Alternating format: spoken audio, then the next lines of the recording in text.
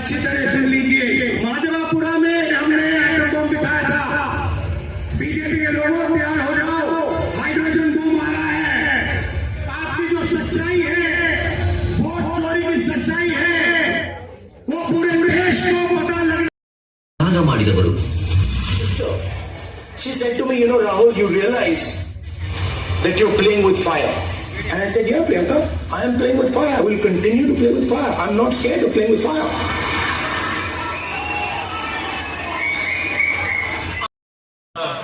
ಈ ರಾಜ್ಯದ ಪ್ರಚಾರ ಸಮಿತಿಯ ಉಪಾಧ್ಯಕ್ಷರಾಗಿ ಅಂತೇಳಿ ನನ್ನನ್ನು ಉಪಾಧ್ಯಕ್ಷರು ಮಾಡಿದ್ಮೇಲೆ ಪರವಾಗಿಲ್ಲ, ನನಗೂ ಕೂಡ ಕಾಂಗ್ರೆಸ್ ಪಕ್ಷದಲ್ಲಿ ಒಂದು ಜಾಗ ಕೊಟ್ಟಲ್ಲ ಅನ್ನೋಂಥದ್ದು ಆಗಿ ಇವತ್ತು ಪ್ರಚಾರ ಸಮಿತಿಯ ಉಪಾಧ್ಯಕ್ಷನಾಗಿ ಎಲ್ಲ ಕಡೆ ಸ್ವಲ್ಪ ಸುತ್ತಾಡ್ತಾ ಇದ್ದೀವಿ.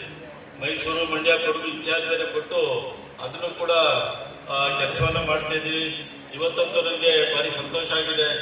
2.5 ವರ್ಷದಿಂದ ನಾನು ಯೋಚನೆ ಮಾಡ್ತಾ ಇದ್ದೆ, ಸೇರ್ಕೊಂಡಲ್ಲಿ 7 ವರ್ಷದಿಂದ ಕಾಂಗ್ರೆಸ್ ಪಕ್ಷದ ಹಿಂದುಳಿದ ವರ್ಗಗಳ ನಿಗಮಗಳಾಗಿರ್ಬೋದು, ಅದಕ್ಕೆ ಹೆಚ್ಚಿನ ಅನುದಾನ ನೀಡೋದಾಗಿರ್ಬೋದು, ಹಿಂದುಳಿದ ವರ್ಗಗಳ ವಿದ್ಯಾರ್ಥಿನಿಯರಿಗೆ ಪ್ರತ್ಯೇಕವಾಗಿ ಹಾಸ್ಟೆಲ್ಗಳಾಗಿರ್ಬೋದು, ಈ ಎಲ್ಲ ಅನುಕೂಲಗಳನ್ನ ಇವತ್ತು ಕಾಂಗ್ರೆಸ್ ಪಕ್ಷದ ಸರ್ಕಾರಗಳು ಇವತ್ತು ನಮ್ಮ ರಾಜ್ಯದಲ್ಲಿ, ಈ ದೇಶದಲ್ಲಿ ಮಾಡ್ಕೊಂಡು ಬಂದಿರೋಂಥದ್ದು.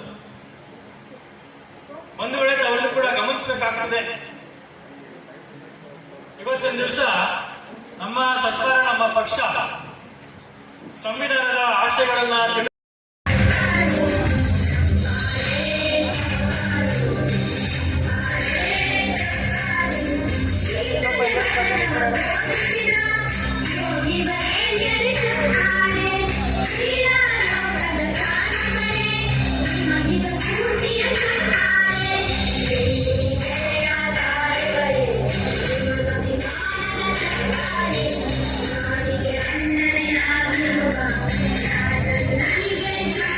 ಹೇಳಕ್ಕೆ ಇಷ್ಟಪಡ್ತೀನಿ.